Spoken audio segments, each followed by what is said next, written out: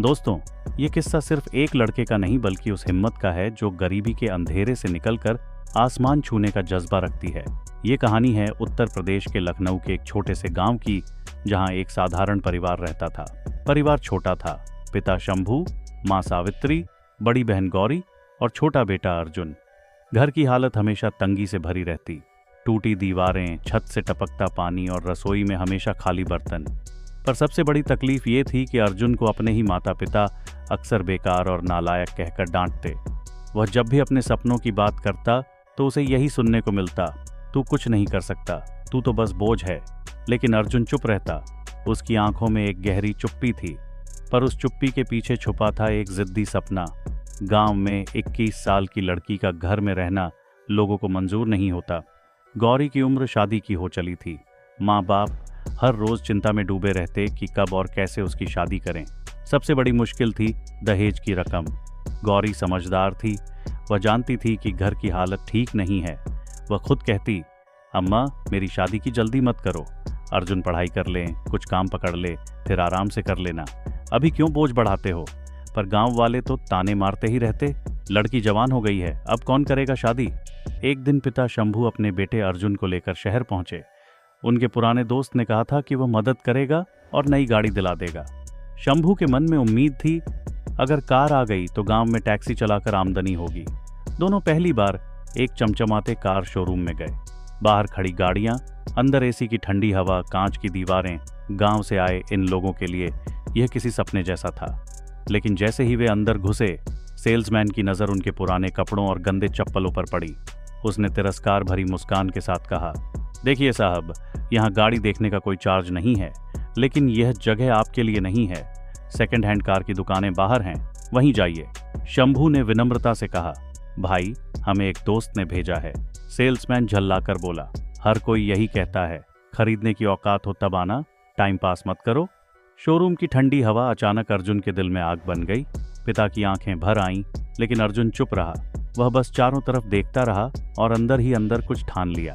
गांव लौटकर जब माँ ने पूछा कि गाड़ी मिली या नहीं, शंभू ने झूठा बहाना बना दिया, दोस्त नहीं मिला, अगली बार देखेंगे। लेकिन अर्जुन के लिए यह दिन एक मोड़ था। उसे समझ आ गया कि गरीबी सिर्फ भूख नहीं देती, यह इंसान की आत्मा तक को खा जाती है। जैसे यह चोट कम थी, उसी बीच एक और हादसा हुआ। गौरी की शादी तय हुई थी। बारात आई, मंडप सजा, लेकिन जैसे ही दहेज के पैसे पूरे नहीं दिए जा सके, लड़के वालों ने मंडप पर ही रिश्ता तोड़ दिया। गांव वाले हंसे, ताने दिए, लड़की जवान है, अब कौन करेगा शादी, लड़का किसी काम का नहीं, पूरा घर निकम्मा है। उस दिन अर्जुन की आंखों से आंसू नहीं निकले, बस उसके भीतर आग जल उठी। उसने पहली बार खुद से कहा, अब सिर्फ एक ही सपना है, इतना पैसा कमाऊं कि इस गांव, इस समाज और उस शोरूम वाले की औकात सबको दिखा दूं। शादी टूटने के बाद घर का माहौल बिखर गया। पिता को दिल का दौरा पड़ा, माँ गुमसुम हो गई और बहन पत्थर सी हो गई। लेकिन अर्जुन टूटने के बजाय और मजबूत हो गया। दिन में मजदूरी करता, रात में पढ़ाई करता। नेटवर्क पकड़ने के लिए गांव से 4 किलोमीटर दूर पेड़ के नीचे बैठता। धीरे धीरे उसने शेयर मार्केट के बारे में सीखना शुरू किया। कई बार भूखा रहा, कई बार बेहोश तक हो गया, लेकिन हार नहीं मानी। उसने इंटरनेट कैफे में घंटों बैठकर यूट्यूब, ब्लॉग्स और न्यूज आर्टिकल से सीखा। एक दिन उसने 5,000 रुपये उधार लिए और पहली बार असली ट्रेड किया। छोटा सा मुनाफा हुआ। उस दिन उसने आसमान की तरफ देखकर बस आंखें बंद की, जैसे किसी को शुक्रिया कह रहा हो। धीरे धीरे वह लाखों में खेलने लगा। घाटे भी हुए, लेकिन हर बार सीख कर आगे बढ़ा। कुछ महीनों में अर्जुन का खाता लाखों पार कर गया। उसने माँ को फोन किया, अम्मा अब चिंता मत करना, सब बदलने वाला है। माँ को तब भी पता नहीं था कि अर्जुन कर क्या रहा है। उन्होंने बस आशीर्वाद दिया। अर्जुन ने एक छोटा फंड बनाया, दोस्तों को जोड़ा, उन्हें भी सिखाया, लेकिन खुद को हमेशा छुपा कर रखा। उसके दिमाग में बार बार वही शोरूम घूमता था, वही अपमान, वही हंसी। शोरूम में वापसी आखिरकार वह दिन आया। अर्जुन ने अच्छे कपड़े पहने, बाल संवारे और एक नई कार कैश पेमेंट पर बुक की और गाड़ी लेने के लिए उसी शोरूम को चुना। शोरूम में वही पुराना मैनेजर था। उसने अर्जुन को नहीं पहचाना और घमंडी लहजे में बोला, ये गाड़ी काफी महंगी है, क्या आप पेमेंट कर पाएंगे? अर्जुन ने चुपचाप एक फाइल टेबल पर रख दी। उसमें बैंक स्टेटमेंट, डीमैट अकाउंट और करोड़ों का प्रॉफिट रिकॉर्ड था। मैनेजर का चेहरा पीला पड़ गया। हकलाते हुए बोला, आप अर्जुन सिंह हैं? अर्जुन ने शांत स्वर में कहा, और आज मैं ये गाड़ी नहीं, पूरा शोरूम खरीदने आया हूँ। पूरा शोरूम सन्न रह गया।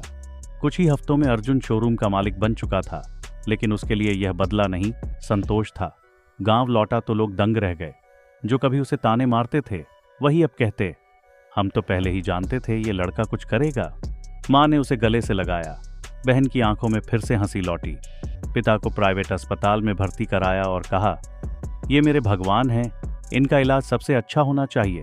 धीरे धीरे घर की दीवारों पर सफेदी हुई, छत की मरम्मत हुई और परिवार की मुस्कान वापस आई। अर्जुन को अब भी एक अधूरा काम याद था, गौरी की शादी। उसने पिता से कहा, इस बार शादी हमारी शर्तों पर होगी, दहेज की बात करने वाला कोई नहीं होगा।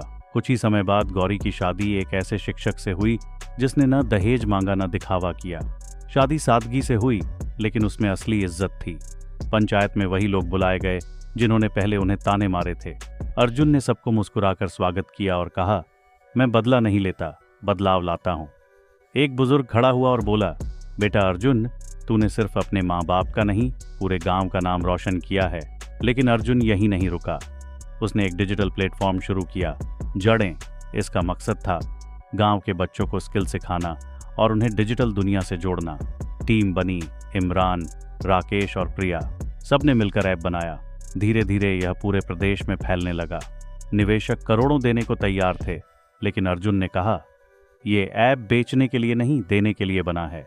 फिर एक दिन अर्जुन ने पिता से कहा, चलो बाबा, वहीं शोरूम चलते हैं। दोनों पुराने कपड़ों में गए। जैसे ही अंदर कदम रखा, एक सेल्समैन ने तिरस्कार भरी नजर से देखा और बोला, यहाँ गाड़ियां बहुत महंगी हैं, बजट में हो तो देखिए। अर्जुन ने जेब से एक कागज निकाला और उसके हाथ में थमा दिया। पेपर देखकर सेल्समैन का रंग उड़ गया। उसमें लिखा था, शोरूम का नया मालिक अर्जुन सिंह। अर्जुन ने ऊंची आवाज में कहा, याद है, कुछ साल पहले मैं और मेरे पिता इसी दरवाजे से लौट आए गए थे क्योंकि हम गरीब दिखते थे। आज वही गरीब तुम्हारा मालिक है। याद रखना, कभी किसी को उसके कपड़ों से मत परखो, हो सकता है कल वही तुम्हारा मालिक बन जाए। पिता की आंखों में आंसू थे। उन्होंने बेटे के कंधे पर हाथ रखा और कहा, बेटा, तूने अपमान का बदला इज्जत से लिया। अर्जुन मुस्कुराया, बाबा, बदला गुस्से से नहीं, बदलाव से लिया जाता है। उस दिन शोरूम की दीवार पर एक बड़ा पोस्टर लगाया गया, कभी किसी को छोटा मत समझो, इंसान की औकात उसकी सोच से होती है, जेब से नहीं। और अर्जुन अब सिर्फ एक बेटे या भाई का नाम नहीं था, वह एक मिशन था, एक प्रेरणा था।